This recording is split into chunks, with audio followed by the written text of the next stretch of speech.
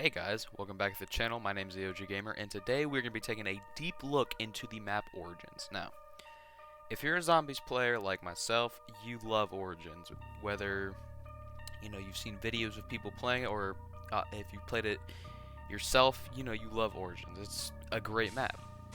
But, with that being said, I think it's overrated, but that's not to say it's not good. I just think people hold it in a higher perspective than it actually is. So, in this video today, we're going to be breaking down the reasons why I think Origins is overrated, but it is still really good. Now, before we start the video, I do want to make something really clear. This is only my opinion. There are going to be some objective facts about the map, but majority of this video is my opinion, so don't be like, whoa, you're wrong because this isn't right. But it's only my opinion, okay? Only my opinion. So, without further ado, let's get started.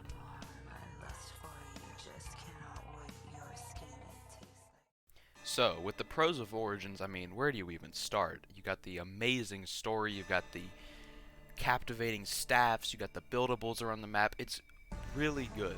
But where I like to start is the overall design of the map. So, you got spawn, right? You're in this kind of enclosed type room. You got the generator, you gotta turn on. You got all the wall weapons in there, which obviously they're starting wall weapons. They're not gonna be amazing. But even starting, like, say you haven't ever played Origins before and you just spawn in, there is so much in there that can, boost the story, and just, it kind of kicks off the story in a way, because when you spawn in, you got your characters that talk about why they're there and what's going on, especially Richthofen, because, he's kind of the mastermind behind all of it. He talks about what he has to, he talks about what he's got to do. He's got to build the staffs, get everything started, and kick off the Easter egg. But not only that, you have the box, the reward box, and if you look at it, you can see the challenges you have to do. Now, I'm not 100% sure if they tell you exactly what you have to do. I'm pretty sure they do, but I don't really remember. But you also have got the shovels, which is an integral part of the map, because you got to dig, you got to dig up the ice staff parts. Not only that, but you have, quick revive, which is kind of a given in a spawn room. You got the generator, which when all 6 generators are linked up, that's how you start the Easter egg. Well, not really start, but that's how you have to have all 6 generators up when you're starting the Easter egg. So, after you leave the spawn room, you can go in either 2 directions. You can either go Gen 2 or Gen 3. Personally, I go whatever gen the box is in. Usually it's Gen 2, just because that's where the ice staff disc is. So you go to Gen 2, and you got the generator, obviously, and then you go into this tank station. Now, this tank station is kind of interesting because it leads up to you finding the tank, which is a mobility object in the map. You've also got a switch, which has to do with the lightning staff. You also got one at spawn. Now, while some people tend to make the argument that these switches are kind of annoying and you have to go around and switch all of them, if you're an advanced player, you will proactively switch them on if you know the direction they need to go in. You also got the 1-inch punch kind of tablet, the fist tablet. It's got a fist on it and it's a tablet, so you can go to the church and cleanse it off, but we haven't got to the church yet. So that's all that's really in Gen 2. Now, you go to Gen 3, it's pretty simple. Obviously, generator again, and then you got this big robot foot imprint, which is kind of interesting. As you see in the intro, you got this giant robot that steps down on. So, by seeing this giant crater, you know this is a integral part of where the robot's going to step and how you get the wind staff. So, after you go through all that, you go to the workshop, and then the workshop doesn't really have much in there.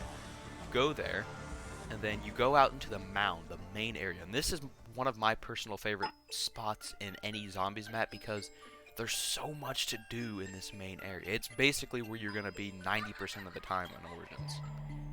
You've obviously got the main mound, but you also got Gen 5 and Gen 4. Gen 4 has got Jug, which is, it's relatively important to have Chug, just saying. But, I'd honestly argue that with Stamina Up too, which is in Gen 5. Stamina Up is as important, if not more important, than Jug on this map because there's mud. There's mud everywhere. It's World War I. There's going to be mud, and with stamina, it makes that mud not as a nuisance because you'll be trying to get some points, and then you'll all of a sudden step in mud, and then you're slower, and then sometimes you get down because of that. Stamina kind of eliminates that because you're faster in general, and if you get inside the mud, you can run out of it faster. Not to mention, you also have the two tunnels. You got the lightning tunnel and the wind tunnel. You've also got the fire tunnel back at Gen 3, but obviously.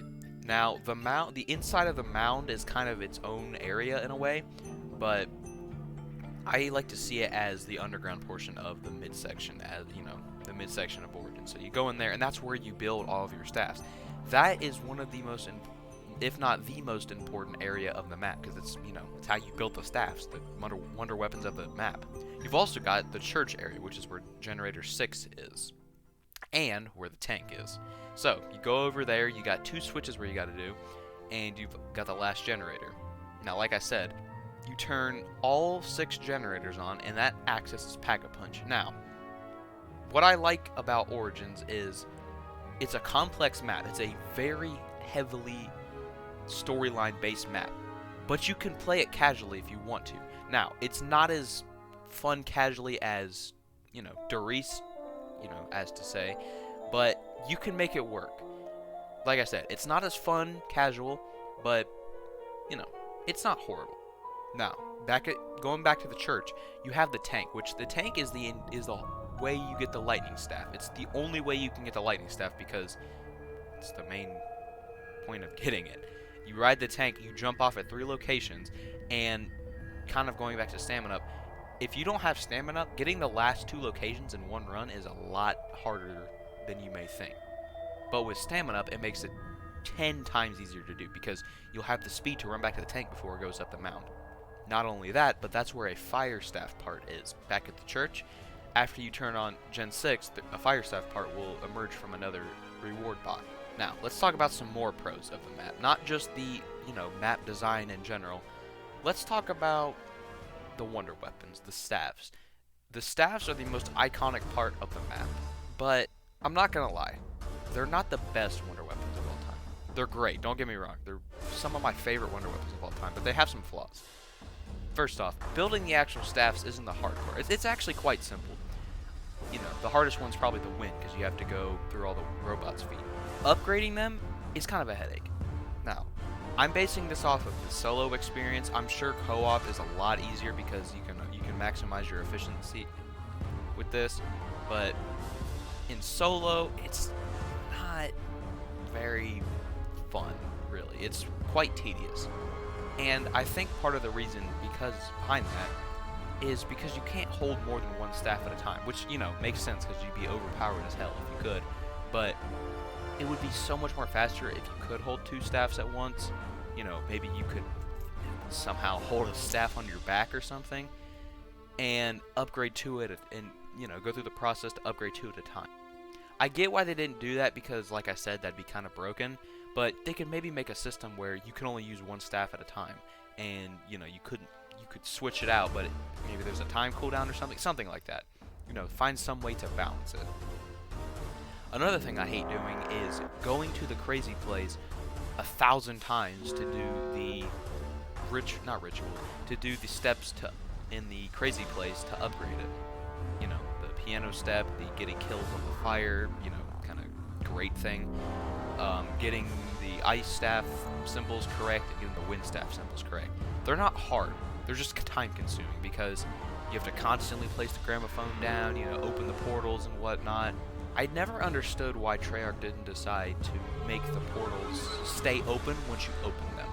And I know we're still in the pros. I'm just kind of, giving my 2 cents of some of the different flaws. I will talk about more pros in a second. Trust me. But like I was saying, I don't know why Treyarch didn't decide to keep the portals open. Maybe it was hardware limitation, or maybe they just didn't think of that. I don't know, but it's kind of infuriating when, you're like, I'm so close to getting this done, and then 30 minutes later, you actually get it done, and you're like, wow, that did not need to take that long. So, after rambling about the stats for a little bit, let's talk about something else. Let's talk about the Panzer.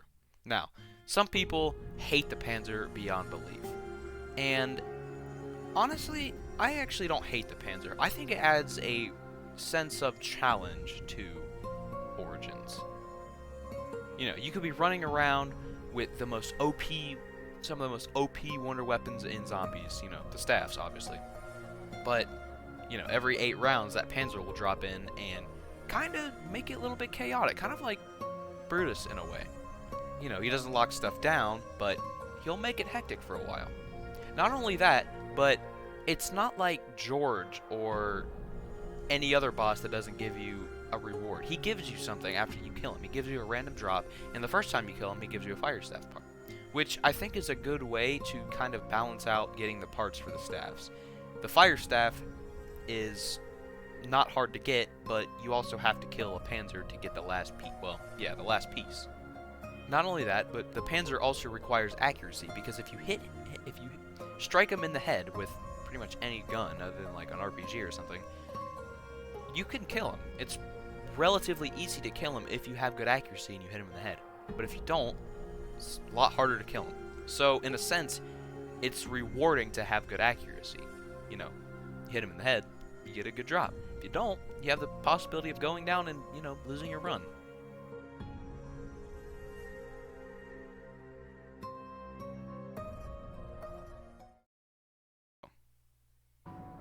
So, now that we've talked about the pros of Origins and what it has great and what it does right, let's talk about some of the cons, because there's a lot more than you may think. Starting off, one of the biggest cons that I kind of mentioned earlier is the fact that you have to open the portals individually. So this has always bugged me, because whenever you're doing the Easter egg, or even if you just want to get all the staffs upgraded, you have to constantly be running around the map, doing all the stuff, and you have to open the portals multiple times. And the worst part is they don't even stay open. You have to move the gramophone around and open them up all one by one, and it's just a big headache. What they should have done, and what I think would have been a smart idea, is do something kind of similar to Revelations, where once you open the portal, it goes into like a main area. Like, for instance, the main chamber, like the mount, like the bottom part of the mount. That would have been so much more easier to navigate. Not only that, but I feel like the portals could be really good for transportation around the map, which is another thing, but we haven't got to that yet. It's just, I don't understand why Treyarch didn't think of, when you open the portal, it stays open, and you'd still need the gramophone to open it once, but like, I don't know, maybe once you open it, the song keeps playing or something, and it stays open, but I don't know. Maybe this has something to do with balancing or increasing playtime of the map, or I don't know, maybe it has to do with something, but it's really, really infuriating when you have to open portals up multiple times just to upgrade, and even just to do the Easter egg in general. My second pet peeve, and maybe one of the biggest aspects of this map, is transportation. There's mud. There's mud everywhere, and I get it. It's World War I. There's going to be mud. But that's not even the only mobility issue in this map. It's just how big the map is. And fair enough, it's a big map. It's going to have mobility issues, but going back to the portal things, I feel like the portals would have made getting around the map a lot easier. Like, for instance, there's 2 portals in the main area of the map, and they're like 10 seconds apart from each other. Like, why? Why not spread them out more so you can utilize the portals being a better transportation method? Second, they have the tank. This cool mobility item that also aids in getting the lightning staff, but it's not really that useful. Yes, you can move it from the church to Gen 2, but like, it takes forever to do that, you know what I mean? It's really slow. Now, I understand why they didn't make it go like, 100 miles an hour, because that'd kind of be unrealistic and just, I don't know. It'd be kind of funny though, like, just be zooming around the map. Anyways, they have the tank, and they also have stamina, which, like I said, stamina is one of the most important, if not the most important perk on this map, because you have to be mobile, not only just to save time, but also when you're training zombies. You know, you could be training in the mud, and then if you didn't have stamina up, you get stuck, and then all of a sudden you go down or you die. You know, stamina up helps with that a lot. What I think Treyarch should have done is implemented something similar to the tram ride from Shadows of Evil, so that it kind of, you know, saves some time around the map. Like, kind of make the tank like steerable, if that makes sense. You know, kind of make some more tracks around the map. Make it so you can actually like steer it. I don't know, just something along the lines of that, just to speed up the runtime of the map. Runtime, you get it. But yeah, something along those lines. My next pet peeve of Origins is the Easter egg. Now, don't get me wrong, it's an amazing Easter egg. It basically sets up the entire premise of Black Ops 3. But it's tedious. It's extremely tedious. Now, in Black Ops 2, it's a lot faster, because you can basically skip the second step, Ascent from Darkness. You know, you can just put the fire staff in 4 times and then you're done. But in Black Ops 3, you actually have to do that step legit. Like, you actually got to do it legit. It's kind of, I mean, the first step is literally what takes up the majority of your playtime. It's upgrading all 4 staffs. That takes a long time, like close to an hour, if not. Yeah, I don't know. If you're doing it casually, it'd probably take over an hour. But besides that, honestly, the Easter egg isn't that bad. It's just those first 2 steps that are super tedious. The rest of the Easter egg is basically all skill. Like throwing the G-Strike on the tomb to get all the Panzers out, and going down in the main chamber, doing your Iron Fist stuff, you know, going into the crazy place and releasing Maxis. That's basically all skill-based, so it's got a nice balance. It's a nice balance between knowledge and skill, but you need more knowledge than you do skill. One of my last pet peeves is not so much gameplay related, but more story related.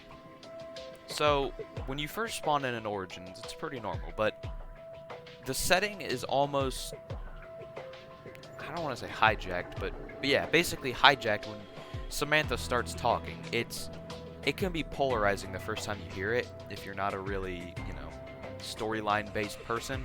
You hear it, and it's like, okay, why is this little girl talking in a war zone? It kind of doesn't really fit too much. She immediately just takes over the entire scene with the story. And if you're just a casual player and you see Origins for the first time, you're like, oh, that looks pretty fun, World War I, you know, that seems pretty cool. So you hop into it, and then, boom, you just get hit in the face with story. Which I guess can be a cool, interesting way to introduce people to the COD Zombie story. But for the casual player, it's really not that great. And I'm gonna be honest, the way I play zombies, I'm like split 50-50. You know, sometimes I just want to hop into like Town, Nuketown, Durice, and just have a normal, relaxed zombies game. You know, just get some perks, get some guns, pack a punch, and just, you know, kill some zombies. And then the other half of me likes the story. Like, for instance, Origins, Mob of the Dead, Rise and Drag, Shadows of Evil, all of that. But Origins is pretty much a story-based map. Like, it's strictly storyline-based. You can't really play that map casually. One thing to add on to that, playing it casually, is there's really no good training spots either, or even camping spots for that matter. You know, you've got Gen 5, which, I mean, it's not the best it's not the best training spot of all time. You can kind of make it work, but it's not the best. You've also got, you know, kind of Gen 4 a little bit, the robot foot. It's not bad, but, you know, you got mud. So, Origins hijacks the theme of, you know, being this World War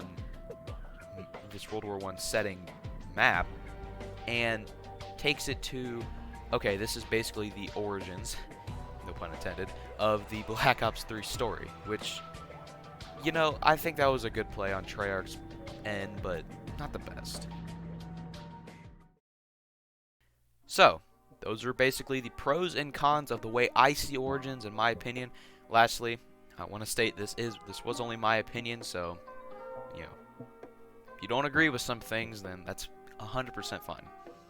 So, if you guys did like the video, please leave a like and subscribe. This was kind of a headache to make, just because it took so long to actually produce the video. But yeah, I hope you guys did enjoy the video. If you did, like I said, leave a like and subscribe, and stay on the lookout for more kind of like philosophical videos like this. So have a good day. Merry Christmas if you are watching this on Christmas. I'm recording this on Christmas Eve, so Merry Christmas and peace out.